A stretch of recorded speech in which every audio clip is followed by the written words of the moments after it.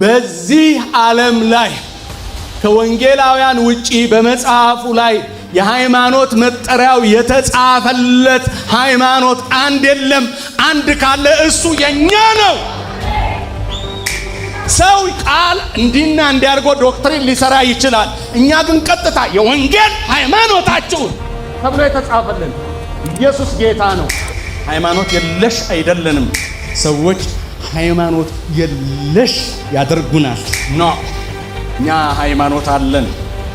ኤፌሶን 4:4-5 ላይ አንድ ጌታ፣ አንድ ጥምቀት፣ አንድ ሃይማኖት የተባለውን በእውነት በዚህ ምድር የተቀበለንና የምናምን እኛ ነን። አንድ ጌታ ምናምን በዚህም ሌላ የሌለን በዚህም ሌላ የሌለን ኢየሱስን ብቻ የተቀበልን እኛ ነን። አንድ እንልኮ ነው የምናወራው እና ደግሞ ለሚተቹን ሰዎች መናገር ስላለብን እናፍርበት ኢየሱስ ስለሌለ ነው። አንድ ጥምቀት በመንፈስ ቅዱስ የተጠመቅን በውሃ ደግሞ መንፈሳዊውን ሥርዓት በአካል የገለጥን። ስለዚህ አንድ ጥምቀት የተቀበልን፣ አንድ ጌታ ያለን፣ አንድ ሃይማኖት ያለን። ኧረ በጌታ በኢየሱስም አሜን በሏ። ወደ ዕብራውያን ሰዎች ምዕራፍ 9:22 ጀምሮ እስከ 28 ያለውን ቃል እንደ እግዚአብሔር ፈቃድ እንነጋገራለን። እንደ ሕጉም ከጥቂቶች በቀር ነገር ሁሉ በደም ይነጻል፣ ደምም ሳይፈስ ስርየት የለም። እንግዲህ በሰማያት ያሉትን የሚመስለው ነገር በዚህ ሊነጻ እንጂ በሰማያት ያሉት ራሳቸው ከእርሱ ይልቅ በሚበልጥ መሥዋዕት ሊነጹ የግድ ነበረ። ክርስቶስ በእጅ ወደ ተሰራች የእውነተኛይቱ ምሳሌ ወደምትሆን ቅድስት አልገባምና፣ ነገር ግን በእግዚአብሔር ፊት ስለኛ አሁን ይታይ ዘንድ ወደ እርሷ ወደ ሰማይ ገባ። ሊቀ ካህናትም በየዓመቱ የሌላውን ደም ይዞ ወደ ቅድስት እንደሚገባ ራሱን ብዙ ጊዜ ሊያቀርብ አልገባም። እንዲህ ቢሆንስ ዓለም ከተፈጠረ ጊዜ ጀምሮ ብዙ ጊዜ መከራ ሊቀበል ባስፈለገው ነበረ። አሁን ግን በዓለም ፍጻሜ ራሱን በመሰዋት ኃጢአትን ሊሽር አንድ ጊዜ ተገልጧል። ለሰዎችም አንድ ጊዜ መሞት ከእርሱ በኋላ ፍርድ እንደተመደበባቸው እንዲሁ ክርስቶስ ደግሞ የብዙዎችን ኃጢአት ሊሸከም አንድ ጊዜ ከተሰዋ በኋላ ያድናቸው ዘንድ ለሚጠባበቁት ሁለተኛ ጊዜ ያለ ኃጢአት ይታየላቸዋል። ሃሌሉያ! የምንከተለው የምናምነው ከኖርንም የምንኖርለት ከሞትንም የምንሞትለት ኢየሱስ እግዚአብሔር አስቀድሞ በዘፍጥረት 1 እግዚአብሔር ሰማይና ምድርን ፈጠረ ተብሎ ከመጻፉ በፊት የነበረ ከጅማሬ የሌለው እስከ ፍጻሜ የሌለው ከሦስቱ አካላት አንዱ ከአብና ከመንፈስ ቅዱስ ጋር እኩሌታ መለኮታዊ ስልጣን ያለው በዘፍጥረት 3 የሰው ልጅ ከወደቀ በኋላ ግን በአባቱ በእግዚአብሔር አብ ተልእኮ ወደ ምድር የመጣ ከቅድስት ድንግል ማርያም በመንፈስ ቅዱስ አሰራር ከስጋዋ ስጋ ወስዶ የተወለደው በቤተ መንግሥት ሳይሆን በከብቶች በረት በቤተልሔም ጠቢባን መጥተው የሰገዱለት በዘመኑ የነበረው ንጉሥ ሄሮድስ የሚቀናቀነኝ ንጉሥ መጥቷልና ላጠፋው ይገባል ብሎ ሊገለው የተነሳ፣ በዚህም ምክንያት ወደ ግብፅ ከዮሴፍና ከእናቱ ማርያም ጋር የተሰደደ፣ በኋላም ሄሮድስ ሲሞት ከዛ የተመለሰ፣ በ12 ዓመቱ ከመቅደሱ ሊቃውንት ጋር ቁጭ ብሎ የተነጋገረ ያደመጠ፣ በኋላም የአገልግሎት ዘመኑ በ30 ዓመቱ ሲጀምር በማየ ዮርዳኖስ ወይም በዮርዳኖስ ወንዝ በ6 ወር ዕድሜ በሚበልጠው በዮሐንስ እጅ የተጠመቀ፣ በዚህ ጊዜ ሦስቱ አካላት አንድ የገጠሙ የሥላሴ ጉባኤ የታየበት፣ እሱ ሲጠመቅ እግዚአብሔር መንፈስ ቅዱስ በርግብ አምሳል የወረደበት፣ አብ ደግሞ ከሰማይ የምወደው ልጄ እሱ ነው ያለለት፣ የመጀመሪያውን ተአምራት በሰርግ ቤት ተገኝቶ 6ቱን የውሃ ጋኖች ወደ ወይን ጠጅ የለወጠ፣ የሞተን ያስነሳ፣ ያውም እንዲህ እንዳይመስላችሁ ትኩስ ሬሳ በመንገድ ሲሄድ አንተ ጎበዝ ተነስ ብሎ ያስነሳል። ዛሬ በኢየሱስ ስም የሞተ ነገራችን ይነሳል።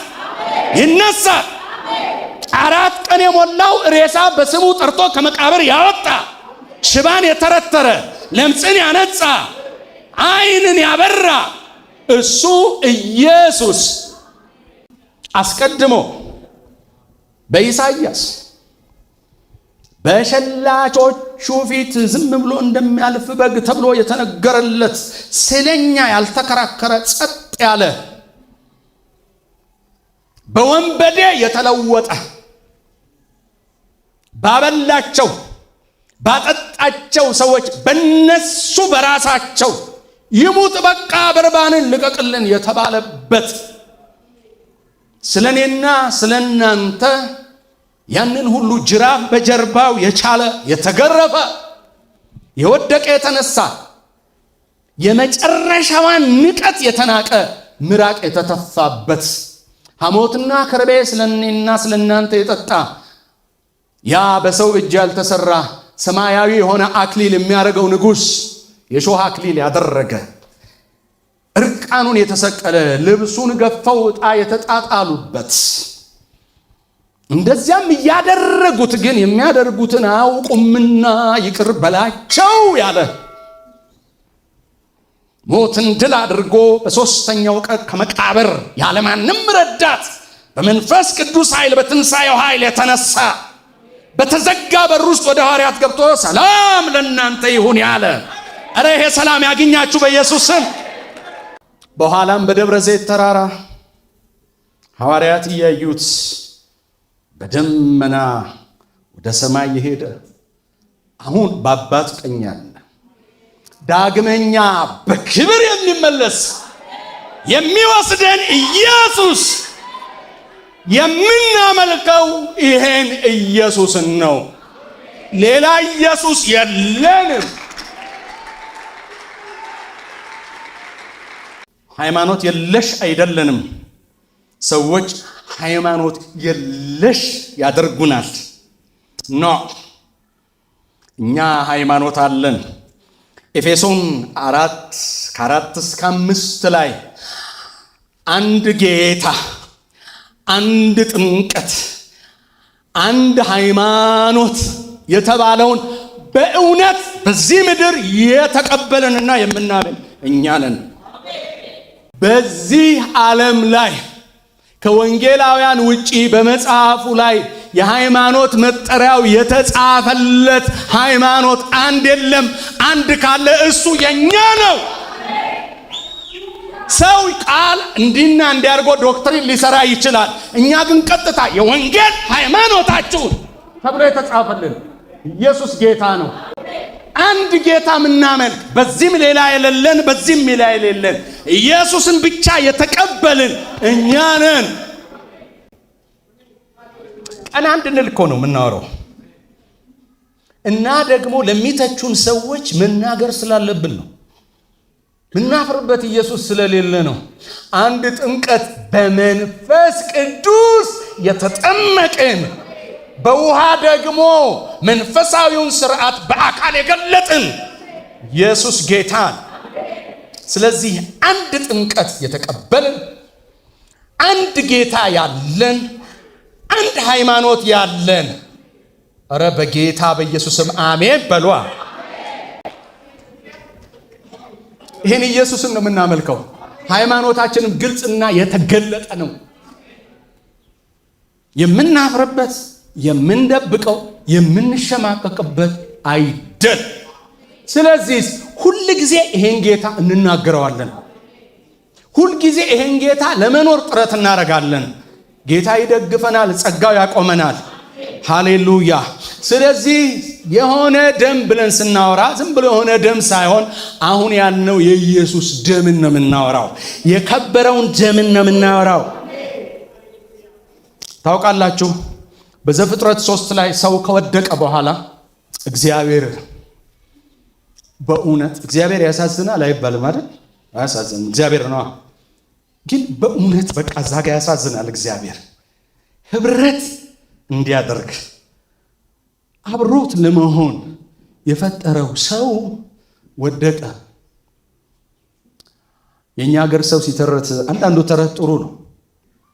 ላም እሳት ወለደች፣ እንዳትልሰው እሳት ሆነ፣ እንዳትተወው ልጇ ሆነ። እግዚአብሔር ዘፍጥረት 3 ላይ እንዲህ ይሆን አይመስላችሁም? እንዳይተወን ይወደናል። እንዳይቀርበን ከኃጢአት ጋር መተባበር አይችልም። እግዚአብሔር ቅዱስና ንጹሕ ነው። ስለዚህ ወደ ፍቅሩ መንግስት እንደገና እንዲመልሰን ስለፈለገ መመለሻ አንድ መንገድ ያስፈልግ ነበር። እግዚአብሔር ለሰው ልጆች ለፍቅሩ መገለጫ በመጀመሪያ ፍጥረት ዓለሙን ሁሉ ሰርቶ ሲጨርስ ፈጠረና የሰው ልጅ ግዛ አለ። አይገርም? ፍጥረት ዓለሙን ሁሉ ፈጥሮ ለፍቅሩ መገለጫ ለመውደዱ መገለጫ ገዥነት ፍቅሩን በዚህ መጠን ገለጠ እግዚአብሔር። ከዚህ ይበልጥ ግን ለሰው ልጆች እግዚአብሔር ፍቅሩን የገለጠው በክርስቶስ ኢየሱስ ነው። አሜን፣ ሃሌሉያ። ይኸው ከተፈጠረው ነገር ሁሉ ለእኛ እንድንገዛው ከተሰጠን ነገር ሁሉ በላይ እግዚአብሔር ፍቅሩን የገለጠው በልጁ በክርስቶስ ኢየሱስ ነው። እናንተ ይኸው ዘሌዋውያን 16ን ቤት ገብታችሁ በደንብ ሙሉን አንብቡት። በብሉይ ኪዳን ጊዜ ሁል ጊዜ ለኃጢአት ስርየት 2 ፍየሎች ይመጣሉ። አንዱ ፍየል ሊቀ ካህኑ እጁን ይጭንና የእሱን የቤተሰቡን ደግሞ የሀገሩን ሁሉ ኃጢአት ይጭንበትና ከከተማ ውጪ ይለቀዋል። አንዱ ደግሞ ይታረድና ወደ ቤተ መቅደሱ ገብቶ ለመስዋዕት ይቀርብ ነበረ። ኢየሱስ ክርስቶስ በአዲስ ኪዳን ከከተማ ወጥቶ የተሰቀለው ለዚህ ነው። አይገርምህም? ያንተንና የኔን ኃጢአት በሙሉ ተሸክሞት ነው። ያ ደም የፈሰሰው ዝም ብሎ አይደለም። የኛን ሁሉ ኃጢአት ምን ብሎ ነው? ተሸክሞት ነው። ሁለተኛ ቆሮንቶስ ምዕራፍ 5 ቁጥር 21 እንዲህ ይላል፣ እኛ በእርሱ ሆነን የእግዚአብሔር ጽድቅ እንሆን ዘንድ ኃጢአት ያላወቀውን እርሱን ስለኛ ኃጢአት አደረገው ይላል። ኃጢአት አደረገው። ኃጢአት አደረገው ማለት ምን ማለት ነው? የኛን ኃጢአት ወሰደ፣ ጠቀለለልን፣ ተሸከመው፣ ለቅጣት ራሱን አዘጋጀ ማለት ነው እንጂ ክርስቶስ ኢየሱስ በራሱ ኃጢአት አይደለም። እሱ ጻድቅ፣ እሱ ንጹሕ ነው፣ እሱ ቅዱስ ነው፣ እሱ ፍጹም አምላክ ደግሞ ፍጹም ሰው ነው። ኃጢአት እንዲች ያልነካው አይገርምም? ኃጢአት እንዲች ያልነካው ስለኔና ስለናንተ ግን ኃጢአታችንን ሰብስበው ተጎንጭቶ ጠጥቶ ኃጢአት በላዩ ላይ አድርጎ ኃጢአት እንዲቀጣ ያደረገ ጀግና አባት። ልክ በብሉይ ኪዳን የበጎች የፍየሎች ደም ይቀርብ እንደነበረ እግዚአብሔር ለአንዴም ለመጨረሻም ጊዜ ኬዙን ለመዝጋት የኢየሱስን ደም እንዲፈስ በመስቀል ላይ ጨከነበት። አይገርም? ኬዛችን እንዲዘጋ ዳግመኛ ከመዝገብ ቤት ወጥቶ ፋይሉ ተገልጦ እንደገና እንዳንከሰስ የኢየሱስ ደም ፈሰሰልን። ለዚህ ነው ኢየሱስ ብቸኛ የዓለም ቤዛ ነው የምንለው። እስቲ ጮክ በሉና ኢየሱስ የዓለም ቤዛ ነው በሉ። በቃ ሌላ ቤዛ የለም። ፈጥረን ያመጣ ነው የሆነ ተረት አይደለም። ተጽፎ እኛ ጋር የደረሰ በመንፈስ ቅዱስ የተመሰከረልን እውነት። ለዚህ ነው በእኛና በአብ መካከል የነበረውን የጠብ ግድግዳ ያፈረሰ ብቸኛ የዓለም ቤዛ ክርስቶስ ኢየሱስ ነው የምንለው። ብቸኛ ለምን አልነው? ለምን ብቸኛ? ከየት አመጣን? እንደው የሚያግዘው ሚረዳው የሚደግፈው የለም። ምንድነው? ጴንጤዎች ብቸኛ ነው ኢየሱስ የሚያስብለን ሌላ የለም፣ ብቻውን ነው ምንለው። ከየት አንጥተን? ዕብራውያን 9:22 ደም ሳይፈስ አለ ስርየት የለም። ለዚህ ነው ብቸኛ ነው የምንለው። ለእኔና ለእናንተ ንጹሕ ደም ያፈሰሰ ኢየሱስ ብቻ ነው፣ ማንም የለም። ስለዚህ ደም ሳይፈስ ስርየት ከሌለ ኃጢአታችንን ያስተሰርየልን የተቤዠን ኢየሱስ ስለሆነ ያላፈሰሰ ደም ያላመጣ እሱ አብሮ አይቆጠርም። ለዚህ ነው ኢየሱስ ብቸኛ የዓለሙ ቤዛ ነው የምንለው። ኢየሱስ ጌታ ነው፣ በቃ ብቸኛ ነው። ወገኖች በኢየሱስ ጨርሶ አለማመንና በኢየሱስ አምኖ ግን ተጨማሪ ማምጣት እኩል ናቸው። ምንም ልዩነት የላቸው። ይኸው ልብ በሉ፣ ደግሜ እናገረዋለሁ። ጨርሶ በኢየሱስ አላምንም ማለትና አይ በኢየሱስ አምኛለሁ እሱ ያድናል ስለኔ ሞቷል ብሎ ከተቀበለው በኋላ ግን እኮ ብሎ ግን መጨመር እኩል፣ ምንም ልዩነት የለም። ኢየሱስ ብለህ ግን የለም። ኢየሱስ እና ብለህ አትጽፍም። ኢየሱስ ብቸኛ ነው። 4 ነጥብ ይኸውላችሁ። በዮሐንስ ወንጌል ምዕራፍ 3 ቁጥር 16 እንዲህ የሚል ቃል አለ። ኢየሱስን አለማመን አደገኛ መሆኑን የሚገልጽ። እኛ ሁላችሁ ከልባችን አፍልገን ከአእምሯችን አውጥተን ይሁን ድርሰት ልቦለድ አንጽፍም። ቃሉ ያለውን ነው የምንናገር። በእርሱ የሚያምን አይፈረድበትም ይልና የማያምን ግን አስቀድሞ ተፈርዶበታል። እኔ አላልኩ፣ ይሄው እዚህ ነው። በእርሱ የሚያምን አይፈረድበትም፣ የማያምን ግን አስቀድሞ ተፈርዶበታል ይልና በኢየሱስ ላይ ስለመደረብ ደግሞ ሲናገር አንደኛ ጢሞቴዎስ 2:5 አንድ እግዚአብሔር አለና በእግዚአብሔርና በሰው መካከል ያለው መካከለኛ ደግሞ ስንት አለ? አንድ አለ። እርሱም ሰው የሆነ ክርስቶስ ኢየሱስ ነው። ራሱንም ለሁሉ ቤዛ አደረገ። አረ ክብር አባካችሁ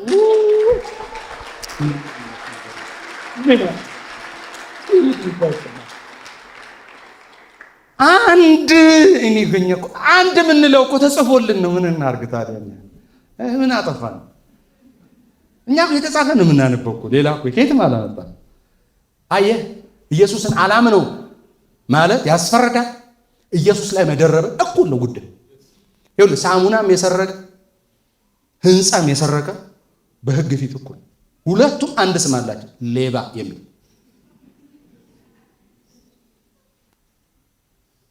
ለዚህ ነው ኢየሱስ የዓለሙ ብቸኛ ቤዛ ነው የምንል። ኢየሱስ ክርስቶስ ጌታ ነው።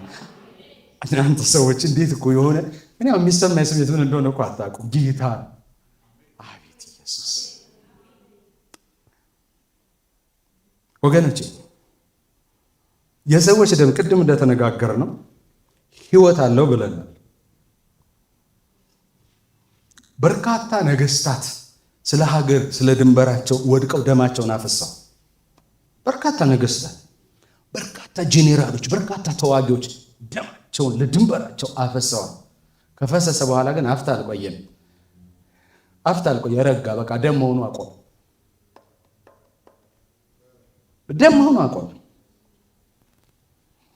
ደሙ ዛሬም በአብ ፊት የሚታይ ሕያውና ትኩስ የሆነ የአባቱን የአብን ቁጣ ያበረደ ከሞት ወደ ሕይወት ከድቅድቅ ጨለማ ወደሚደነቅ ብርሃን ያመጣል። ለነበረውና ላለው ለሚኖረው ኃጢአቱን የፈሰሰ ብቸኛ አሁንም ሕይወት ያለው ደም የኢየሱስ ደም ነው።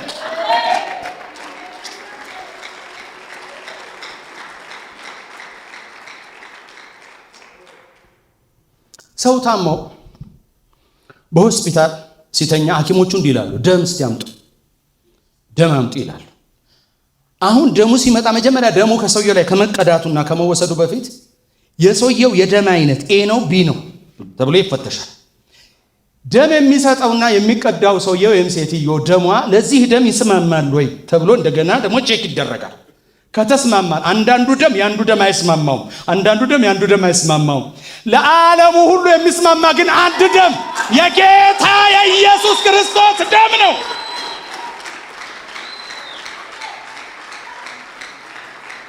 ለኤም ለቢም ለሲም ለድም እስከ ዜድ ካለ የኢየሱስ ደም ለሁሉም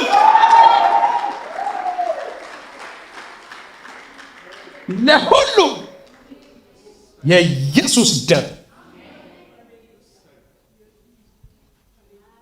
ላብራቶሪ አያስፈልግህ፣ ፍተሻ አያስፈልግህ።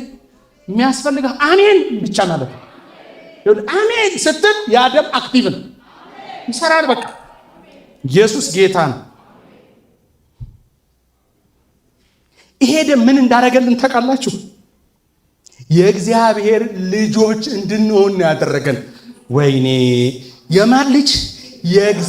አስቀድመን የቁጣ ልጆች ነበርን። አስቀድመን የቁጣ ልጆች። ይሄ ደም ከዚህ ተለቀቀና አወጣና ለሌላ አባት አስረከበን። ለእውነተኛ አባት አስረከበን። ለእውነተኛ እረኛ አስረከበን። ለአብ አስረከበን። ዮሐንስ 1:12 እንዲህ ይላል አይደል? ለተቀበሉት በስሙ ለሚያምኑ ለነሱ የእግዚአብሔር ልጆች የሆኑ ዘንድ ምን ሰጣቸው? ስልጣን ሰጣቸው። አረ ባለስልጣን ነኝ በል በጌታ ባለስልጣን ነኝ።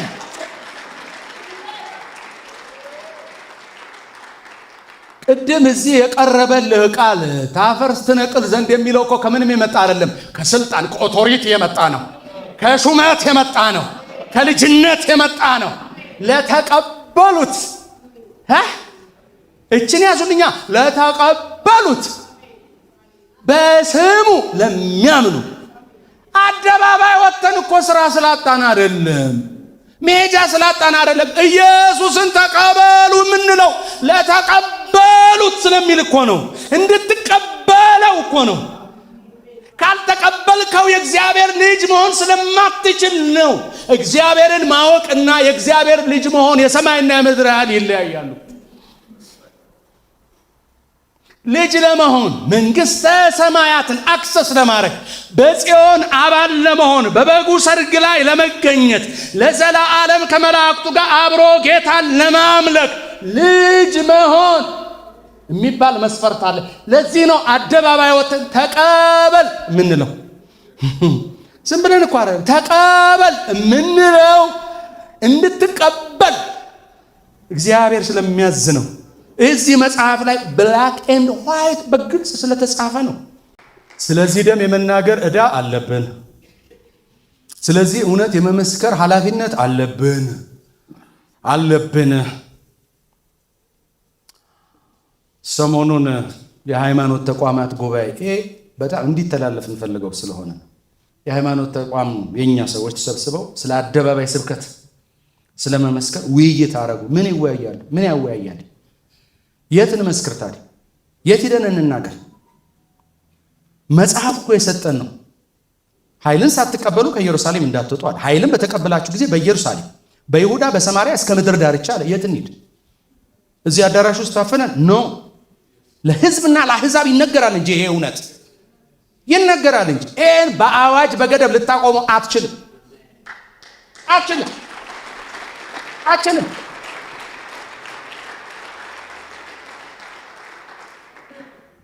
በአዋጅና በገደብ ቢቆምም አይሁድ እኮ ያቆሙት ነበር። ጌታ ምስክሬ፣ ወታደር አቁመው ማህተም መተው ዘግተው እንዳይወጣ ማድረግ ይችሉ ነበር። በአዋጅ አይሆንም። በአዋጅ በሕግና በስርዓት ይሁን እንስማማለን፣ ችግር የለውም። አደባባዩን ግን ስለ ኢየሱስ ለመናገር የማንንም ፈቃድ አንፈልግም። ሰማይ ፈቅዶልናል። የማንንም ፈቃድ አንፈልግም። እንቀበላለን። የስርዓት ሰዎች ነን። ምክንያቱም ስርዓት የሚያስተምር ቃል ስላለ፣ ስርዓት የሰራልን ጌታ ስላለ በስርዓት ነገሩን እናደርጋለን። አይቻልም ግን ራሱ አይቻልም።